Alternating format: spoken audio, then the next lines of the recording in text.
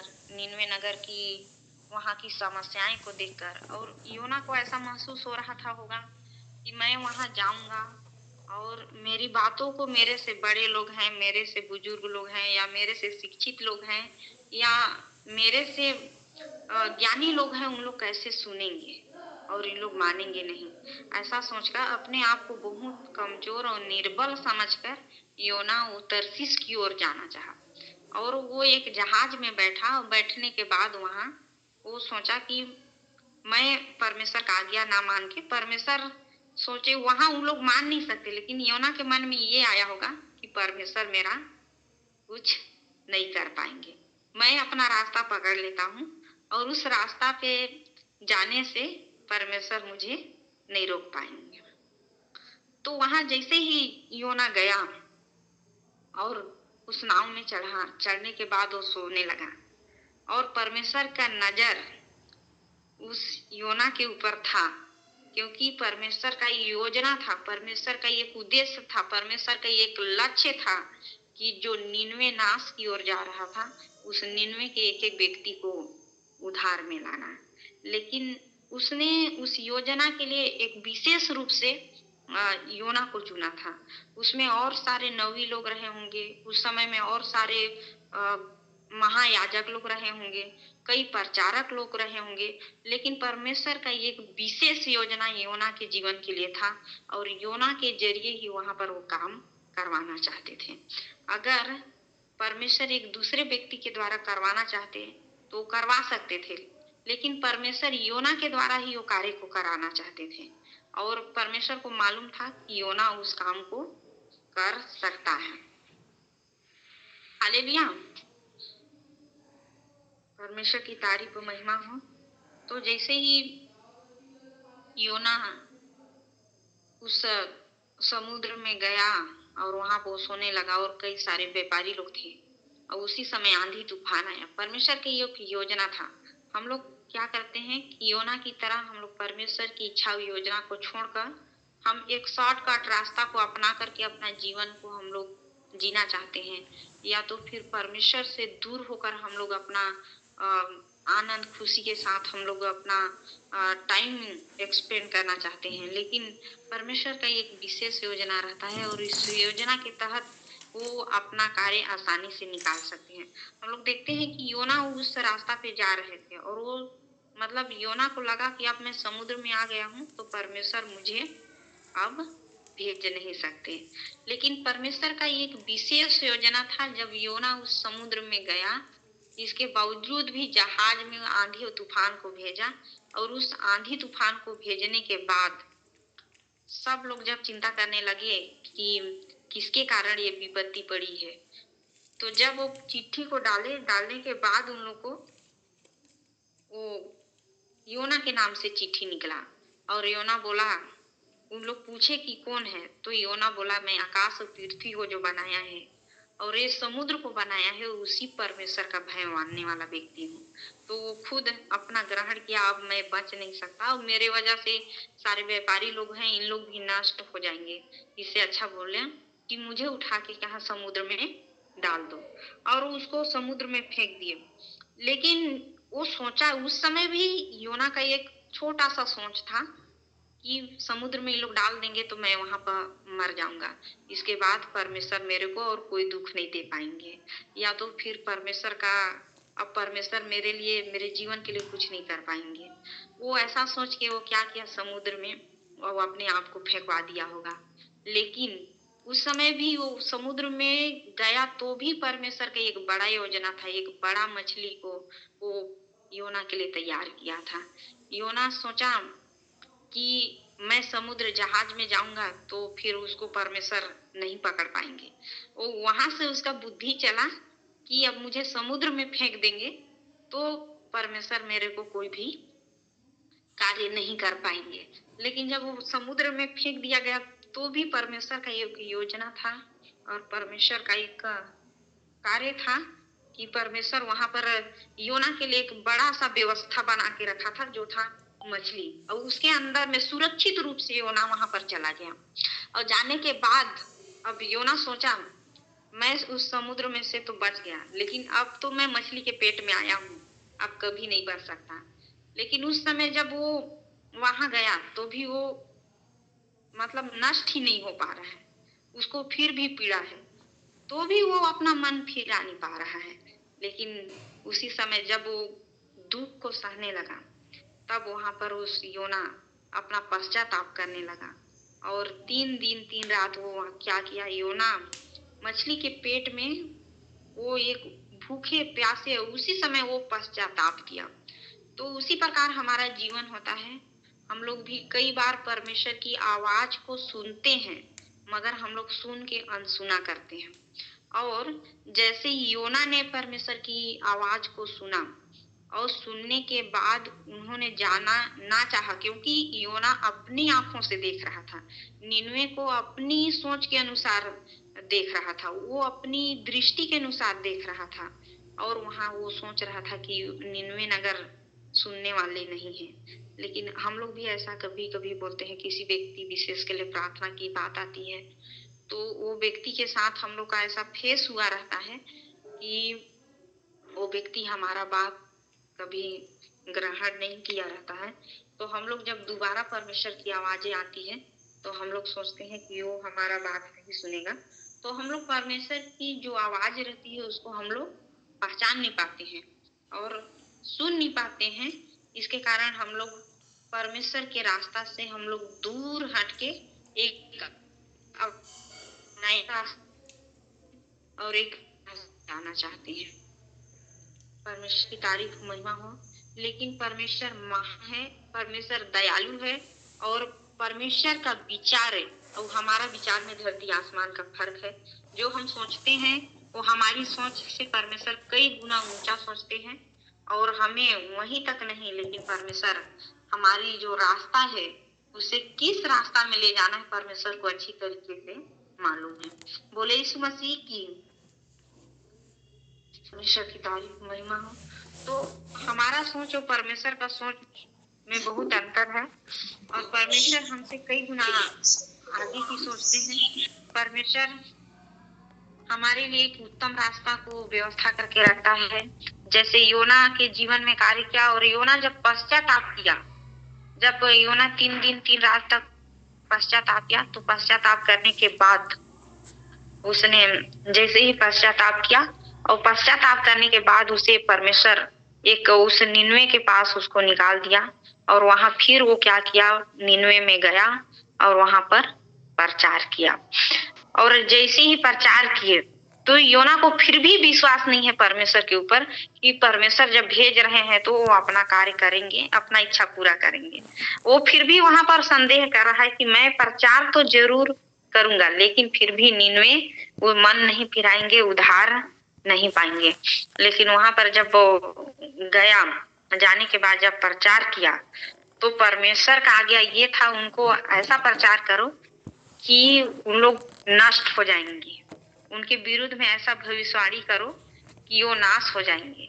लेकिन जब निन्वे निन्वे वाले पूरे शहर के लोग योना की प्रचार को सुनने के बाद उनके अंदर में एक भय का आत्मा आया, और उन लोग उसी समय पश्चाताप करके उन लोग भी जब बैठे, जब उन लोग पश्चाताप करने लगे, तो उन लोग इतना हठीला थे। परमेश्वर तो उन लोग को नाश करना चाहता था, लेकिन वहां पर जब उन लोग अपना मन को फिराने लगे, जब उन लोग एक पश्चाताप का जीवन जीने लगे, जब उन लोग एक परमेश्वर को ढूंढने लगे, खोजने लगे, तो परमेश्वर अपना मन को बदल दिया। बदलने के कारण वो पूरा निनवे नगर को बचा लिया। बोले यीशु मसीह की। जब ये हमारा मनुष्य सोच था योना का कि ये तो परमेश्वर हमसे क्या बात किया था कि उनके विरुद्ध में वचन प्रचार करो कि वो क्या हो जाए, नष्ट हो जाए। लेकिन मैं प्रचार किया दूसरा, और इसमें प्रतिफल दिख रहा है दूसरा, कि इन लोग सारे लोग भय मानकर परमेश्वर के निकट में आ रहे हैं। तो योना वो अपना मनुष्य सोच के कारण वो क्या होने लगा, क्रोधित होने लगा। अब जब वो क्रोधित हुआ, क्रोधित होने के बाद बोलता है, परमेश्वर मुझे ऐसे प्रचार करने के लिए बोले थे, लेकिन आप इनके ऊपर दया कर रहे हैं।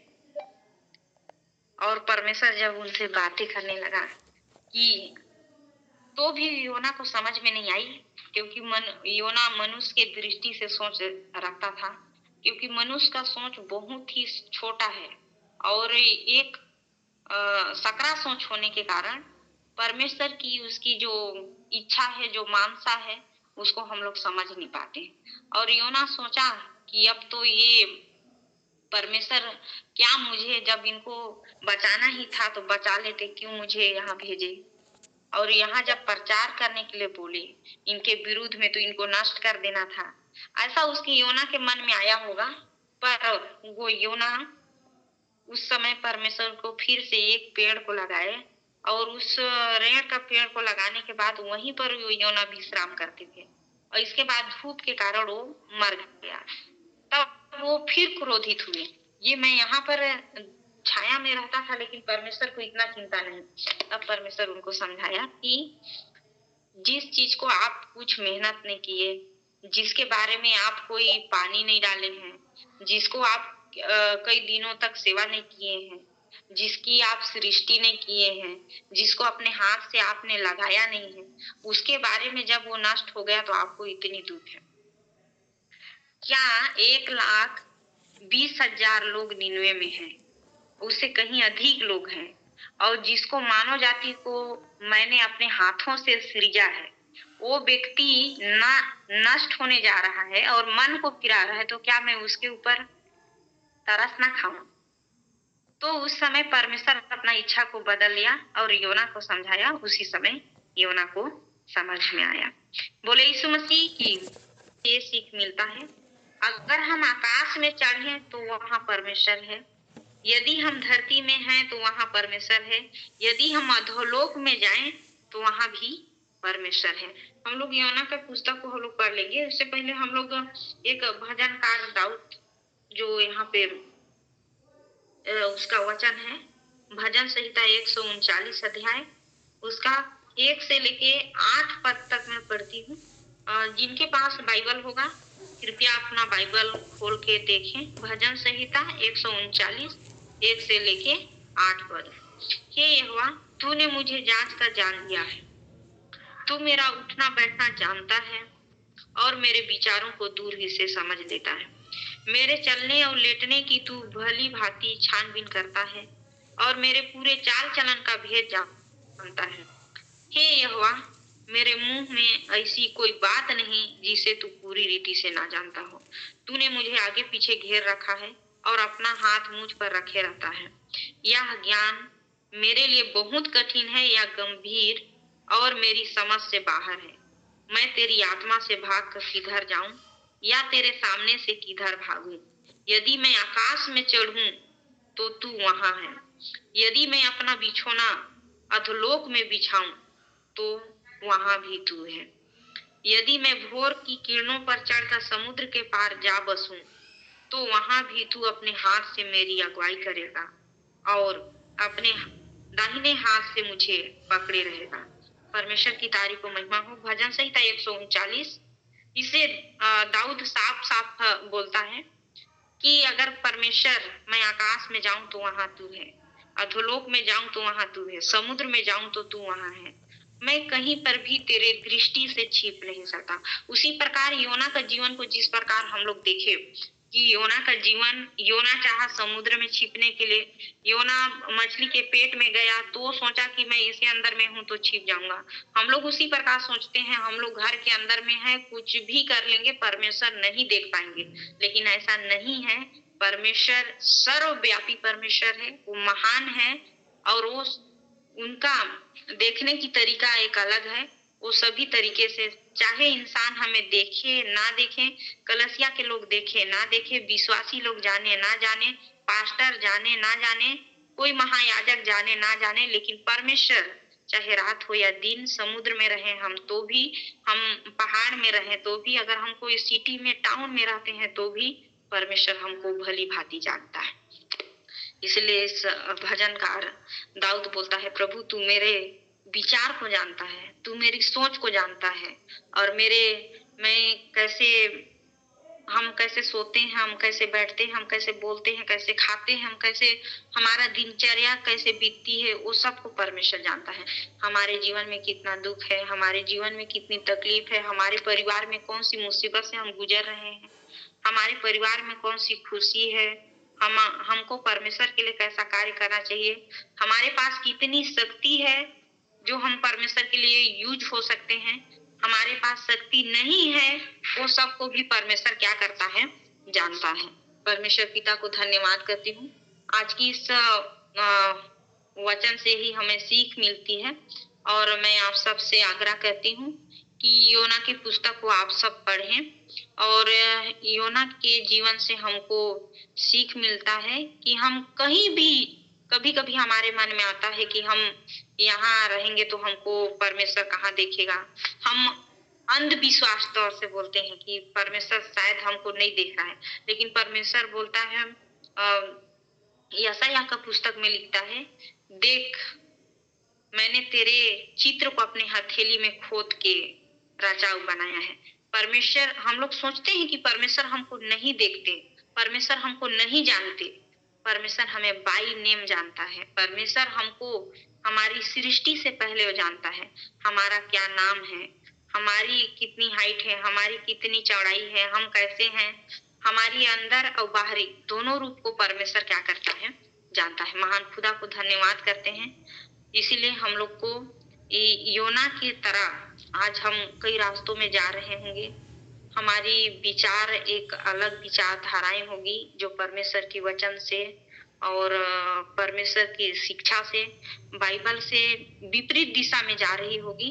चाहे हम सोच रहे होंगे और हमारी कई कारणवश हो सकता है जिसमें कई प्रकार की हमारे पास समस्या की वजह से, विपत्ति की वजह से या पारिवारिक समस्या या कई प्रकार की ऐसा चिंताएं होती है जिसकी वजह से हम लोग एक विपरीत दिशा की ओर जाने की अपना एक ऐसा रास्ता चुनते हैं जिससे हम परमेश्वर से दूर हटते हैं और हम सोचते हैं कि परमेश्वर हमको नहीं देख रहा है। तो ऐसा नहीं है।